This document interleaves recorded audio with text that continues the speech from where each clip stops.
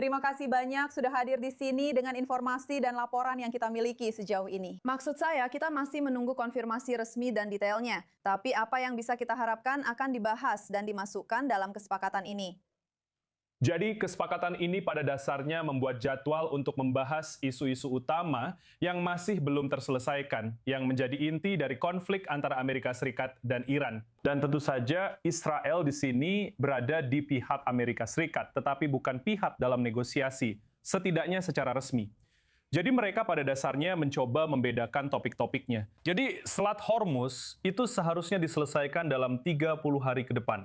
Dan isu nuklir yang sebenarnya merupakan hal utama di sini mendapatkan batas waktu 60 hari untuk negosiasi yang sedang berlangsung guna mencapai kesepakatan penuh yang melampaui nota kesepahaman. Dan kita tahu bahwa Amerika Serikat menuntut agar uranium, 440 kg uranium dikeluarkan dari tanah Iran. Akan dibawa kemana? Tidak ada yang tahu. Masih banyak tanda tanya. Ada jauh lebih banyak tanda tanya daripada tanda seru. Tapi pada dasarnya, itulah dua batas waktu yang sedang diperhatikan saat ini. 30 hari untuk negosiasi Selat Hormuz, 60 hari untuk negosiasi nuklir. Itulah yang dikatakan oleh pihak Iran sendiri dalam pernyataan media mereka. Dan kita harus melihat bagaimana hal ini benar-benar akan berjalan. Baiklah Yakov, tetaplah bersama kami di studio. Kami akan kembali kepada Anda sebentar lagi untuk membahas semua ini. Namun sekarang bergabung bersama kami untuk melanjutkan diskusi adalah Ariel Cohen, seorang peneliti senior di Atlantic Council dan pendiri International Market Analysis. Terima kasih banyak telah bergabung bersama kami. Jadi sudah 40 hari perang, 40 hari gencatan senjata, ribuan nyawa hilang, dan gangguan terbesar terhadap pasokan energi dunia sejak tahun 70-an. Dan pertanyaan pertama yang terlintas di benak, apa yang telah didapatkan Israel dan Amerika Serikat dari semua ini sekarang ketika kita melihat adanya sebuah kesepakatan? Nah, mudah untuk memulai dengan apa yang tidak didapatkan Israel. Israel tidak berhasil menghilangkan ancaman strategis terhadap eksistensinya yang berasal dari kediktatoran teokratis mula di Iran. Apalagi menghilangkan rezim itu sendiri. Rezim Iran tidak dipaksa untuk mematuhi tuntutan Amerika Serikat. Dan sekarang setelah bukan satu, tapi dua perang, jangan lupa perang tahun 2025, perang 12 hari, orang-orang Iran bersikap di meja perundingan seolah-olah mereka memenangkan perang itu. Jadi kita sedang bernegosiasi secara samar-samar tentang masalah nuklir. Sepertinya Trump tidak mampu menghilangkan ancaman strategis melalui rudal balistik. Bukan hanya untuk Israel, tapi juga untuk semua tetangga Arab, Iran, dan Eropa. Dan tidak ada pembahasan tentang proksi-proksi tersebut. Ada tiga unsur utama seperti bangku berkaki tiga yang menjadi dasar kekuatan Iran di Timur Tengah. Dan itu adalah nuklir, persenjataan balistik, dan proksi-proksi. Dan fakta bahwa setelah dua operasi ini, Iran justru semakin meningkatkan tuntutannya, menurut saya menunjukkan bahwa ini bukan akhir dari cerita.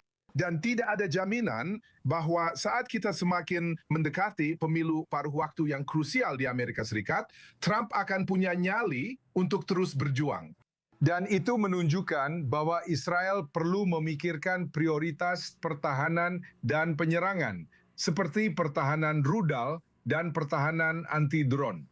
Apa yang harus dilakukan terhadap Hezbollah, apa yang harus dilakukan di Gaza tentang Hamas, dan pada akhirnya bagaimana menghadapi ancaman Iran, karena ancaman Iran belum hilang.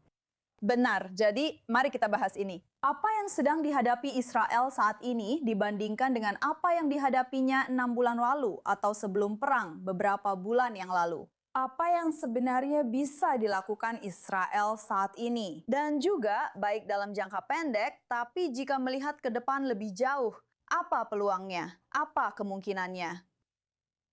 Ya, kemungkinannya tidak semakin baik karena beberapa bulan yang lalu kita berpikir bahwa Bibi Netanyahu seolah-olah sudah mengamankan dukungan Amerika Serikat sepenuhnya dan Israel sepenuhnya sejalan dengan Amerika Serikat.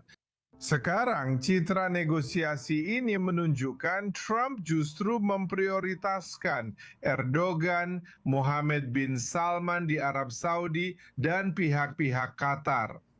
Dan Bibi seolah-olah baru diingat belakangan lewat satu telepon.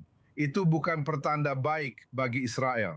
Dan saya harus mengatakan bahwa setelah bencana 7 Oktober 2023 itu, kegagalan intelijen, kegagalan kepemimpinan di Gaza, dan sekarang hasil yang sangat tidak pasti di Iran, Netanyahu terlihat semakin buruk di mata pemilih Israel dan juga bagi mitra luar negeri Israel. Dan mari kita bahas sedikit lebih dalam tentang hal itu.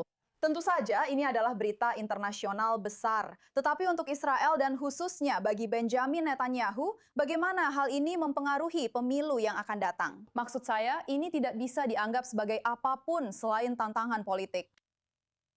Ya, ini adalah tantangan yang semakin meningkat. Ada kasus-kasus lain. Ada kasus uang Qatar yang menurut saya membayangi kabinet Netanyahu.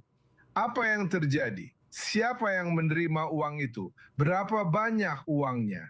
Apa yang terjadi dengan uang yang dikirim ke Gaza melalui Yerusalem? Ada pertanyaan tentang siapa yang tahu apa mengenai rencana Hamas untuk menyerang Israel pada dan sebelum 7 Oktober. Lihat, saya ini orang yang berpandangan lama dan saya juga seorang pengacara Israel.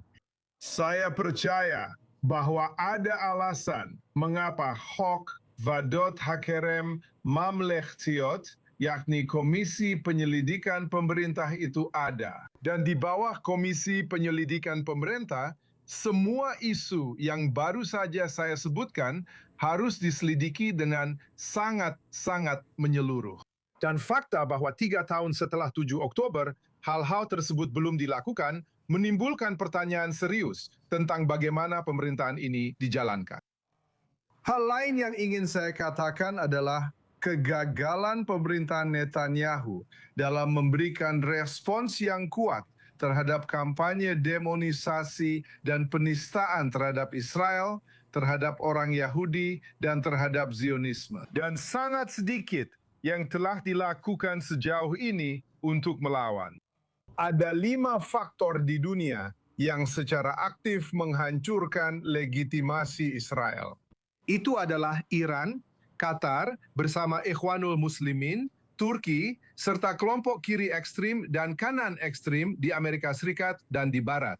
Dan kita membutuhkan respons strategis terhadap kampanye perang informasi besar-besaran ini yang diluncurkan untuk membahayakan orang Yahudi, sama seperti orang Yahudi terancam pada tahun 1930-an pada masa Nazi. Baiklah, tentu saja banyak hal yang harus dihadapi. Ariel Cohen, terima kasih banyak atas analisis dan masukan Anda.